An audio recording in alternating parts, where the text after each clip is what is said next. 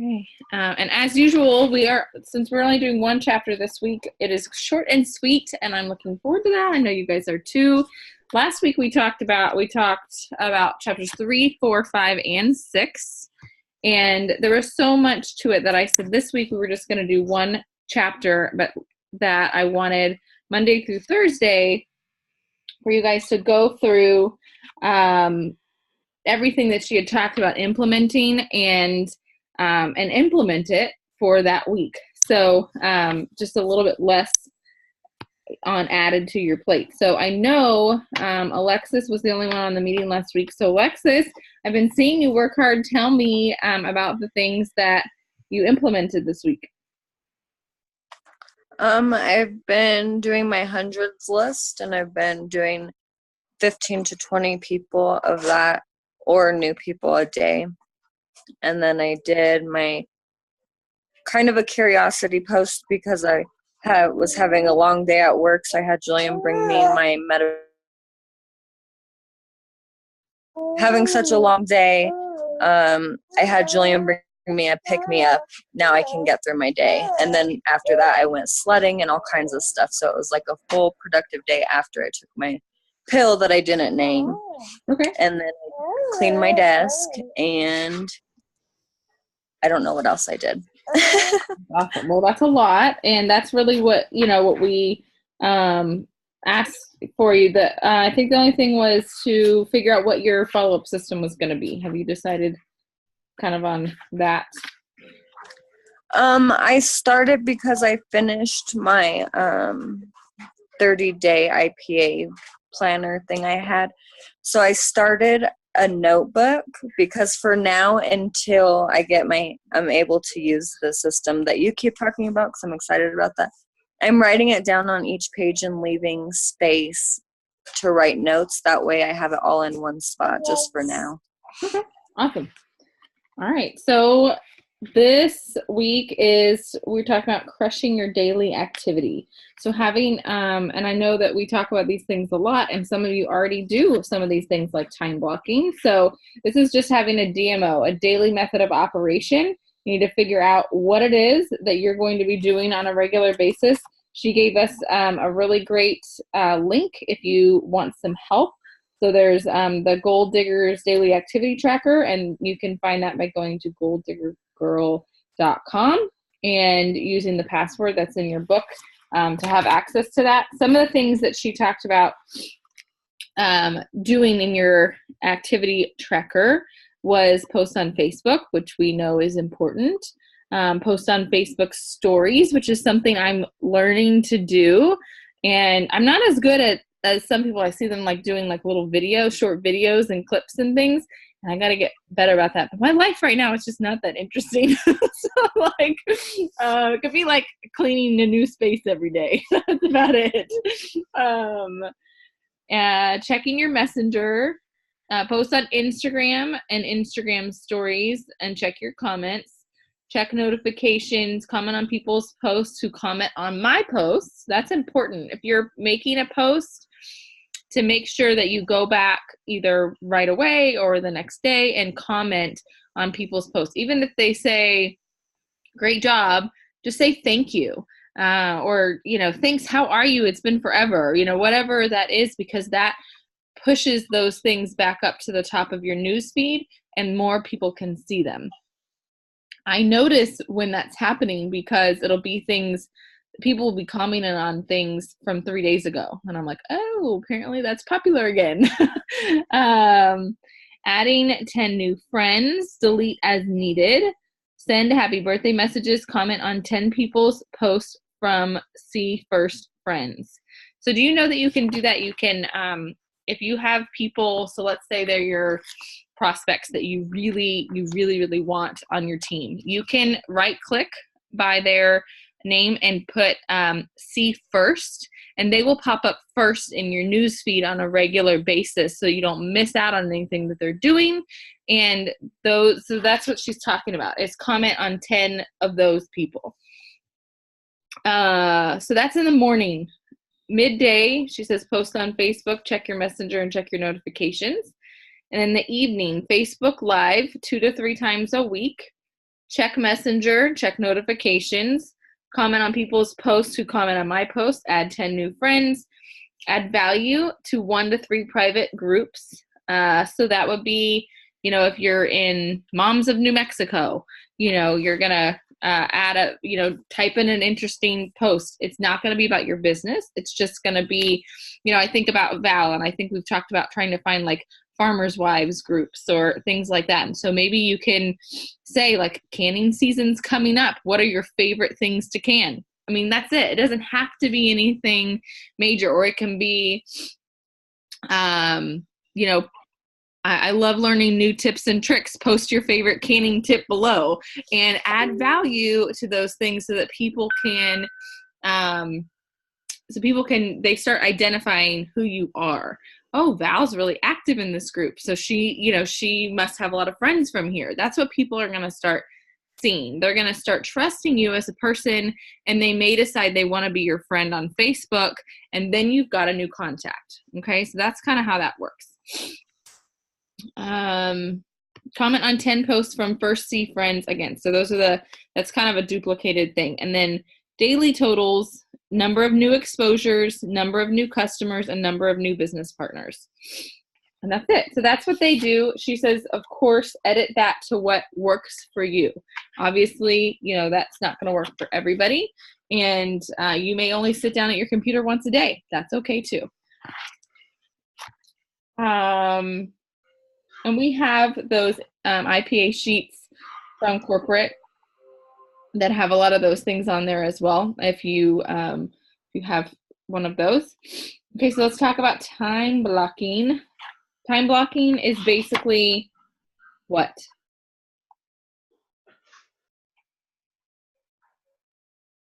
I would say scheduling. Like right now, literally before this chapter, Lynn and I sat down and we're trying to get a schedule because with Mom and her Alzheimer's, I've got to have her on a strict schedule so that when she totally goes, that is a routine for her. So we sat down and tried to figure out a schedule for her. Now I have to build my schedule around her schedule and get all of that blocked in, because I told him, I said, I'm not getting anything accomplished because I'm just running circles. So we sat down and I've got to finish it, but we started working on that to get organized with Mom. And that way, if I ever have to go anywhere and somebody has to come in and take care of her, at least they know her routine, so she's not getting thrown off. So that's something we've been working on. That's what I think time blocking is. I may be incorrect, but no, so you're right. It's a type of scheduling. And so basically you're going to look at your day and it's going to say, from whatever time you wake up. So let's say you start your day. I know you start your day way earlier than most of us, but let's say you start at 8 a.m. to, let's say, 9 p.m. are your, productive hours of the day. So let's say you have breakfast every morning. Okay. So you're going to do 8 to 8:30 or 8 to 8:45. You're going to write in your calendar breakfast. Then you might go to the gym at 9 o'clock. So from 9 to 10 is going to be, you're going to write in gym time. Then you might decide, okay, I'm going to work my business from 1 to 2. So you're going to skip down to 1 to 2. You're going to write that in so that when you look at your calendar, when you have a doctor's appointment, okay, you're going to write your book studies and write all those things in there. When you have a doctor's appointment, you're going to look at your calendar and go, oh, I can't make a 1 o'clock appointment because I work my business during that time. Okay. Just like when you clock in and clock out at Starbucks or McDonald's or any of those places, if you have a book study or you have or you work your business during that time, that's the time that you're clocked in. Okay. So it's the best way you can do that is decide what that is and then treat that as if it was a paying job you were clocking into. Okay. Because if you don't, those things get pushed around and then all of a sudden you didn't work your business today. Right. And so basically time blocking is every single thing that you do in your day, you're going to write it in your calendar. The important things. I mean, if you load a load of laundry every day and you just do that whenever, then that's okay. But you might have an hour here or there that isn't scheduled, and that's fine. Mel is great at time blocking. I don't know if she does it as much anymore, but she did for a period of time. Do you have anything you want to add to that?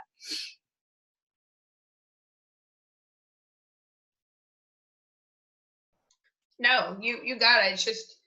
It's so easy. You know, I just do it monthly, and I just write in the consistent things. And the main thing, like Ainsley said, is just so that those things that are a priority get prioritized. And then you have, you know, and you can look at, you know, if you're starting your business or whatever, you can kind of look at it and say, you know, maybe this didn't work, so maybe you want to move those things around the next month. I try to kind of think about when I feel like I can be the most productive, that's when I like to work. So I'm very much a morning person.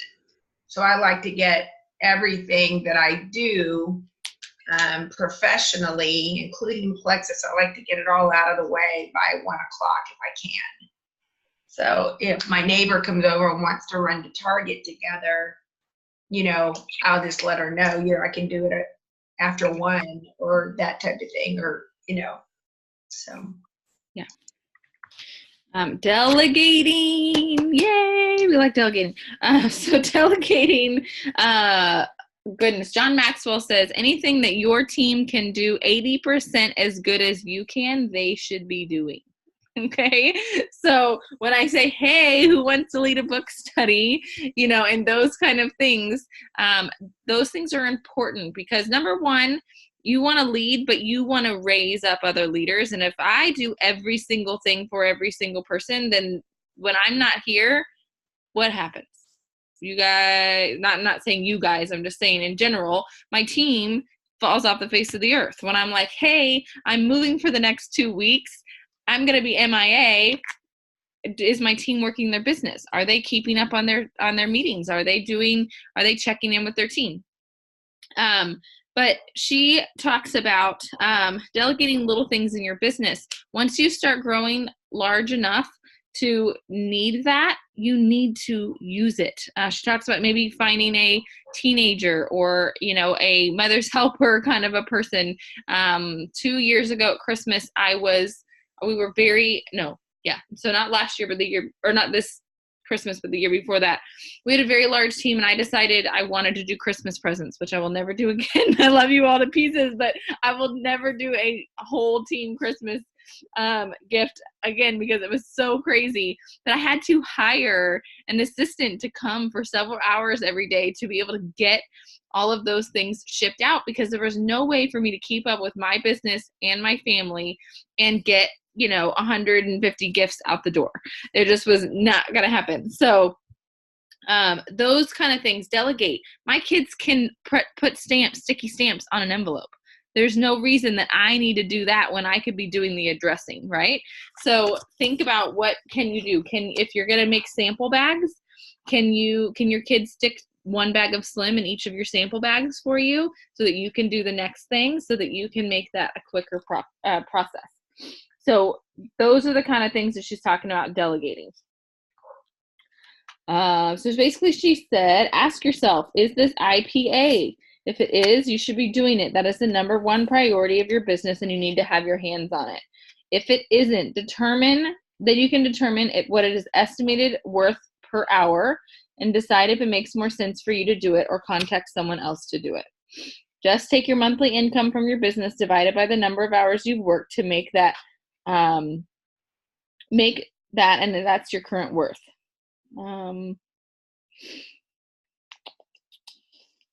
So one of those things, she says, you can even use social media to do that. So one of the things that I used often in my beginning of my business was Buffer.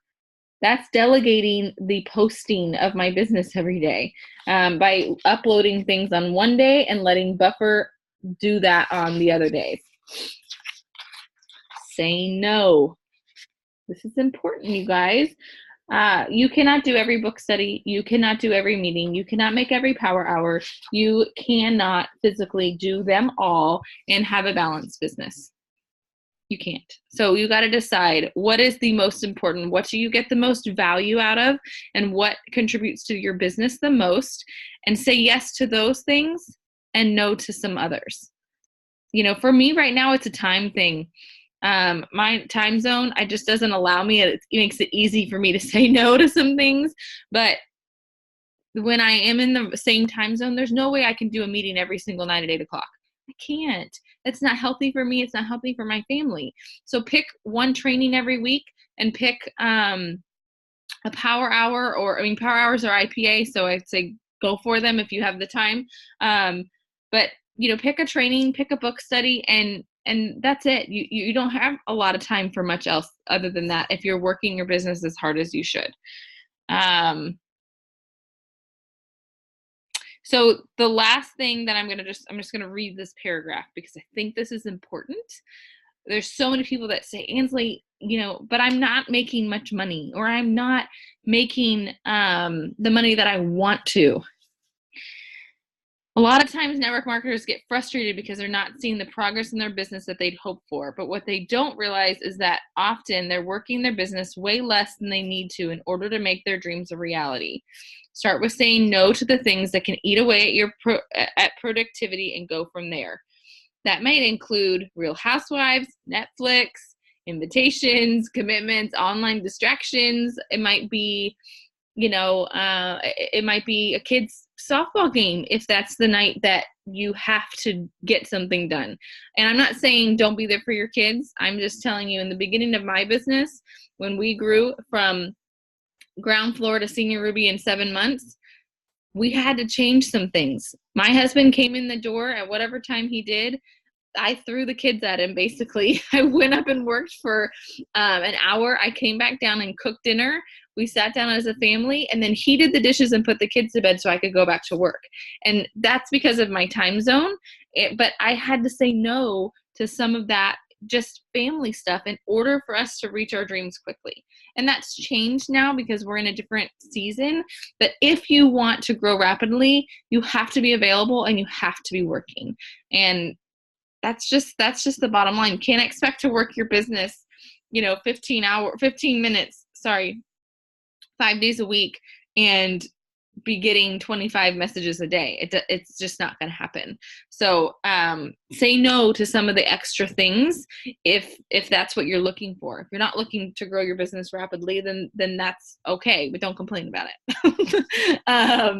And that's it. That's all I have. So she wanted to talk about, or wanted us to print the 3-day challenge and complete the daily list, tweak as needed. Do the challenge with your teammates. Make sure your goals are in front of you, and practice saying yes, not saying yes to anyone or anything right away. Say you will get back to them. Ongoing, don't forget your daily mindset work, implementing journaling, reviewing your vision board, meditating, and reading educational books. I cannot wait for chapter 8 because it is called Creating Engaging Content That Matters, and it is quite a few pages this time. So looking forward to that with you guys. Is there anything that you wanted to share with me about this chapter before we close out? Yesterday when I read this chapter, I wrote down her little goal thing instead of printing it out, because on my IPA I'm just writing checklist, and this morning I actually went through the morning checklist, and although I do a lot of those things daily, I'm not consistent with it, and I feel like that's really going to be helpful because my phone's blowing up. Not that I'm checking it right now, but I'm getting more action with it. So awesome. Well, you have been messaging lots of people, and so the more people you message, the more, you're going to get more no's, but you're also going to get yeses. And so the more people you get your content in front of, the quicker you're going to get to those yeses. So I can't wait because you are just going to explode your business, and it's so fun watching you do it, and just do it without me checking in or anybody else checking in and saying, hey, Alexis, don't forget to do your IPA today. She is just rocking it, and it's happening. So I love it. Love watching it. Anything else, guys? Okay. I have to say I love this book. It is a good book. I just, it's a simple thing. And so for me, it's an easy read that makes total sense. Where some of them use big words and I get confused No, easily. I completely agree. I usually like to listen to books, and this book, I mean, it's just easy for me to read through because, and I comprehend it well because it's like sometimes you just say, talk to me like I'm a 5-year-old because that's what I need, break it down. And she does just that. So that's why I said I'm really looking forward to seeing what next week's chapter is all about. So keep implementing those things. I can't wait to see your engaging content in the next 2 weeks because that's what we're talking about. And so I hope you get some time blocking done this week. I would like to see some IPA next week. I was thinking maybe just in our book study group. Those of you that are participating, if you just want to let us know that you finished your IPA for the day. Instead of, you don't have to show me anything, just tell me you did it. And I'm going to participate with you. I've been distracted with everything that's been going on here, and I need to just remember to knock it out every day. So I'm hoping to get up in the morning, time blocked this week, and get up in the morning and just get it done. So if you don't see it from me, call me out. Okay. All right. I'll see you guys next week. Love you all.